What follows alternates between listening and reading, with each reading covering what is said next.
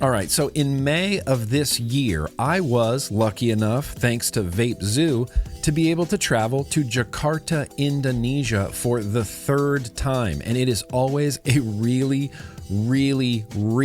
long travel day out there, but it's always worth it. And of course, I was excited for Jive, for the show itself, a big old school style vape meet that I love attending. But I was also really looking forward to seeing my buddy CoilTurd, Beecher. I saw him and thought, yes, I want to interview him. So day one, we found a mall, we found a coffee shop, and we sat down, and this is how it went. You know what this place reminds me of? What? I think it's called Boca Coffee, or Baca. Like the same packaging, the orange, and they have like, they're all over the walls. Have you ever seen those? They have them here. They don't have them in the US, but like, I thought you might see them at the Hong Kong airport has one. Yeah, ask me a question, and then I'll answer it, and then we'll cut. 1 week since you looked at me. So after about an hour of setting up the camera and fiddling with the microphones and getting all set up, we decided that we wanted to vape during the interview, so we immediately went outside. Oh, the city of Jakarta is just, for me, it's just a giant concrete jungle that I only go to when I have to. How optimistic is that? I love Jakarta. It's so busy. Is that horrible? Is that a horrible answer? It was a horrible answer. Sure, Jakarta's a concrete jungle, and maybe I'm biased because I live in a big city, but I like it. I like the energy. I like the hustle and bustle, and I think even in city spaces like this, there's plenty of beauty to be found. This is, I think, the third biggest city in the world. I've never lived anywhere close to this size. I think there's like 17 million people here. This is just it's too big. Jakarta's too big. Yeah, there's cool things to do here for sure. Everything's here. Except I think yesterday we drove 7 kilometers and it took us 40 minutes. The thing about Jakarta, Indonesia is it's also really hot and humid, so we decided we needed to move this into an air-conditioned room. After a real quick shopping trip, Beecher totally ghosted me, and I ended up sitting up in my room, all set up, ready for the interview for like 45 minutes. He finally texts me back, says, "Oh, I'm down in the bar." All right, okay, let's go to the bar. You want to sit right here? Well, instead of in your well-lit room, I decided we're going to come down here and shoot this in a very poorly lit and dim area of smoke. Fuck you. Yeah, don't smoke a cigarette. Think about it in the grand scheme of things. It's just as bad as you think it is. You're gonna take one hit and be like, I should have never have done that. Okay, I smoked that clove with Nick as well. It was fucking disgusting. It was foul. No, I don't like cloves. I only smoked cloves when I worked at Krispy Kreme. When I was 17, I worked at Krispy Kreme donuts, and my manager smoked cloves. And the crackle of them, it's a crackle. I was drawn to that. And so we would just coat donuts, smoke cloves. Maybe 6 months before I got fired. Can I go pee real quick? Is that cool? Can I end the interview real quick? Can I go pee? No, I'm gonna go pee. Is that cool? All right, cool, all right. Literally like 20 minutes later. You want me to sit right here? And we're back. I've been a ping pong enthusiast since I was about 15, visiting my dad in Indiana. He used to take us to the Boys and Girls Club because he had to work. And they had ping pong tournaments, billiard tournaments. I am still skilled ping pong. I just was telling Candida that I could probably get into like the round of 16 in this world tournament up here. No, probably not, but it would be fun. I'm all about nature. I love camping as a kid. I also love camping as an adult. But I've been in Bali for a year. But there are sick places you can go camping in Bali. Camping, cigarettes, those go hand in hand. As a kid going camping, would I have been drawn to a cigarette or vaping? And the answer was a cigarette. Because when I was a kid in the early 90s, it was more badass to smoke a cigarette. If there was vaping around, I mean, my dad once told me when I tried to get him to stop smoking with vaping, don't be a pussy, smoke a cigarette, end quote. Dozen quotes. In every single movie you watch, somebody's smoking a cigarette. Someone badass is smoking a cigarette. Val Kilmer, come on. All the people in Tombstone, every movie. Tom Cruise's Cocktails, badass movie. Tom Cruise, smoking a cigarette. Nirvana Unplugged, smoking cigarettes. Smashing Pumpkins on mushrooms though is pretty fucking cool show. You were badass at any time if you were smoking cigarettes. Up until like 2015, I think. And then like the health movement started with the celebrities. If all the preppy girls were smoking cigarettes, I'd be like, nah. But it wasn't like that. It was completely switched. And being a skater and into metal music, just smoking cigarettes. Weren't those the good days though, when you can smoke a cigarette in the bathroom in high school? Now they vape, and nobody knows. Well, here's also the thing, is that when I first found vaping, I thought it was cool to blow a big cloud. And that's like a big reason on why I switched to vaping. I was like, that's fucking dope.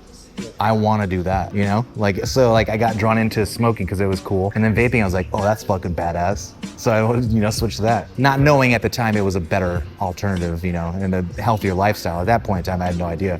I was like, nicotine? Oh, and this tastes like gummy bears? I'll take that. I mean, if vaping was just pods or disposables back then, I don't think I would have been as likely to make that switch. It was more of the, if there was no cloud chasing and stuff like that, I don't think I would be going into it. Yeah, it was more what I love, the hobby side of it, the building the coils. Yeah, it's a very long-winded question. Can I stop you right there? That's like 18 questions. No, that was a run-on sentence. The reason I got into building originally was because when I first started vaping, there was just cartomizers, the really thins go on batteries, and they would break all the time. Doobie! Cut off. Come with me. Who are you? Just no one. No one. Bellboy. Bellboy. Bellboy. Yeah, Alright. this is Bellboy. I'm Hilton Bellboy. Yeah. So where's your bag? Me? Say hello. Hello. Hello, I'm the bellboy's driver. And there you have it. That's where we are, and that's what we're doing. That's not what we want to be hearing right now. Is it recording? You guys know Joe Sturdy? What's up? Hi, people. Joe Sturdy makes some high quality stuff, and you might be able to find them very soon on a certain... Think about that. Why not? Check it out. For me at the time, it was building the best coil to get the biggest cloud. That's what I was drawn to. Cloud chasing originally for me was the reason why I started building. So over time, that's what I went for. And starting my Instagram, I never was trying to like build anything really. It was just a hobby. I saw a few people, Kent, Squid Dude, Blue Eye Goon, Homeboy, OC. It wasn't like get the best flavor from this coil. It was always like, let's do something crazy and more intricate, even if it didn't really vape. So no, I wasn't really trying to go for anything. It kind of just happened on its own. Yeah, there'll always be a place for the hobbyist side of vaping. I think always. I always think things ebb and flow in the vaping, and it might be down now because of more pods and disposables everywhere, but it'll tick back up. And I think there's always going to be a piece of that. And there's still, most of the people who started building coils that don't do it anymore, but there are new people in its wake that are still doing it to this day. I don't know how long this person's been around. Gravel Throated, do you know who this is? Let me just show the camera this. I don't know if it picks it up. You let me know if it picks it up. Yeah, hold it right there. Take that off. I have to go pee so bad right now. Sorry, cut. It turns out that we were going to have to postpone this interview anyway, because the very next day is the first day of Jive.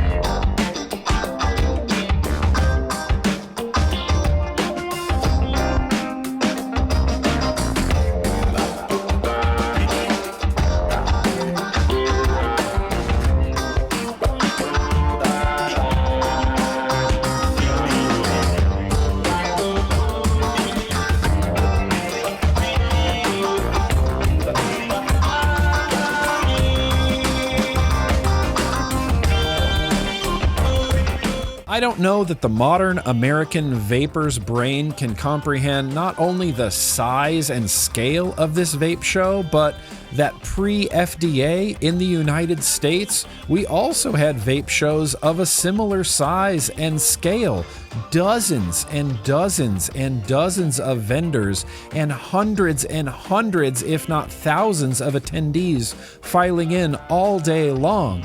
This show also had a reality TV style juice mixing competition, Indonesia Brewers, where contestants would literally mix liquids on the show floor and then submit them to be ranked and have a winner chosen. Evidently, billiards is a bigger deal in Indonesia than I gave it credit for, and the Jive Expo had a billiard competition running all weekend long. Of course there was trick comps, of course there was hardware, of course there was liquid, and a coil art competition being judged by our boy Beecher.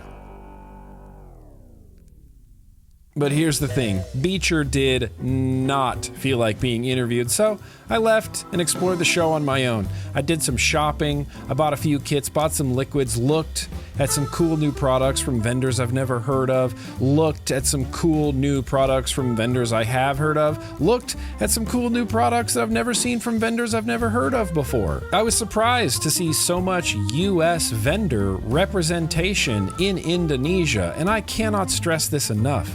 This show is just gigantic. Vupu was there with a freaking carnival circus. It was so big and so much going on, I couldn't possibly have filmed all of it. So there's a lot going on. But at the end of the second day, I finally caught up with Beecher to finish this interview. Unfortunately, all of his interview footage sounded like this. It was either 2019 or 2020. So, in the spirit of not giving up, I'm going to attempt to dub my voice over Beecher's. Enjoy. The first time I came to Jive was 2019, and it was pretty awesome. But things have changed. The first impression I had when I got here was it's the largest and most popular place for vaping that I've ever been to. There's nothing going on in the United States right now as far as the vape scene goes. And here there's continuous new products, new liquids, new vapors. As you can see, there's still expos going on. I think a lot of old school vapors in the US could relate to this, but new people who are vaping, they got no idea. I don't know what the future holds for me right now. I know that 2025 I'm going to try to do as many projects as I can. But the fate of vaping right now, even in this country, it's, it could change in a second. TK!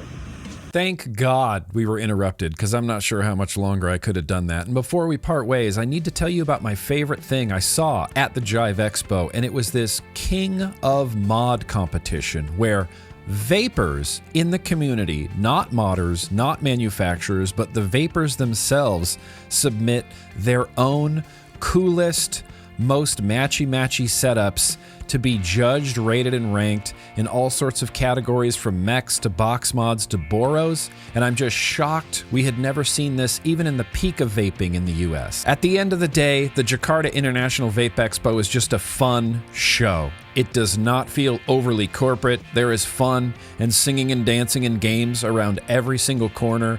This truly does feel for vapors by vapors, and the sense of community that I get attending this show is unrivaled by others. So thank you for coming on this journey with Beecher and I, and I'm going to leave you with some inspiring words in his own voice from CoilTurd himself. Just seeing that there's still expos going on around the world, because that's the US, unfortunately, is a huge positive for me. There are people who are current smokers going in here, grabbing whatever device they want, whether that's a pod or an RDA, RTA, whatever that is, and they're going to start their journey to, a smoke-free lifestyle. And I think that's amazing. Even in the political world that we live in, it's still going strong here, and I think that's an amazing thing. I'm hopeful for the future. I'm always hopeful. There are times where I feel doubt. Of course, we all do. But just this stuff right here keeps me positive. Thank you guys thank all of you for my support, for Grimm's support, for vaping support, and staying with it, not going back to cigarettes. We love you. I love you. Nick loves you. We all love you. And I hope you enjoyed this video.